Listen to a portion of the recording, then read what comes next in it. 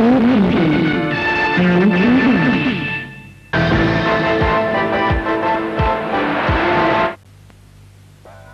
ఘోరాన్ని చూడాల్సి వస్తుందని, ఆ దుర్వార్త వినాల్సి వస్తుందని కర్మసాక్షి సూర్యుడికి కూడా తెలీదు.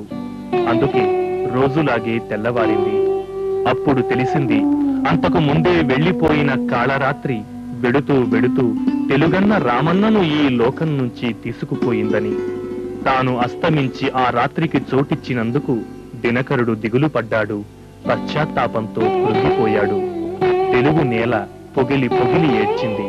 ప్రతి తెలుగువాడి గుండెలోనూ శోకం గుబులుగా గూడు కట్టింది. ఎటు చూసినా అన్నా అన్న ఆర్తా రావాలి. కొండంత అండను పోగొట్టుకున్న తెలుగునాడు కుమిలిపోయింది. ఆ ఆత్మ సామాన్యమైనదా?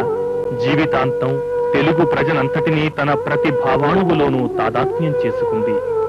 ఆ వ్యక్తి సామాన్యమైన వాడా? ఆ మోము నవ్వితే యావదాంధ్రం నవ్వింది, ఏడిస్తే ఏడ్చింది, అలిగితే బెంగపడింది, పిలిస్తే ప్రచండ ప్రభంజనమై కదిలింది.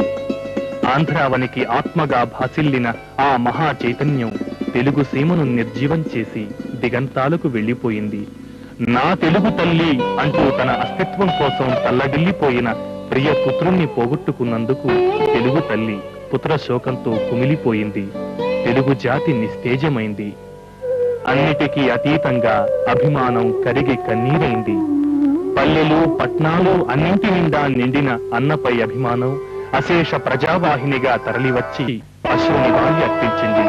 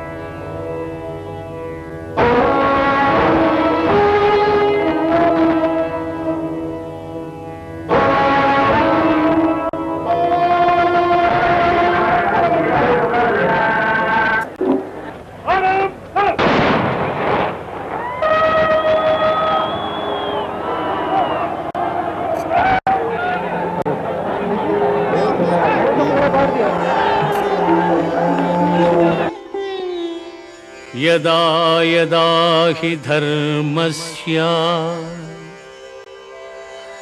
ग्लानिर्भवति भारत अभ्युत्थानमधर्मस्य तदात्मानं सृजाम्यहम्।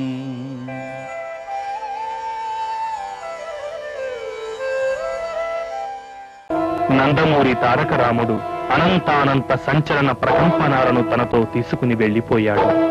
మరింక తెలుగు జాతికి జీవాన్ని లేకుండా చేశాడు.